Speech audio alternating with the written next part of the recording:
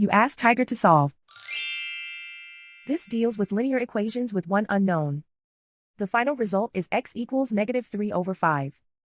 Let's solve it step by step. Simplify the expression. Group like terms. Simplify the arithmetic. Group all constants on the right side of the equation. Subtract 6 from both sides. Simplify the arithmetic.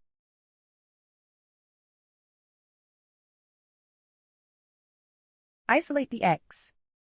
Divide both sides by 10. Simplify the fraction. Find the greatest common factor of the numerator and denominator.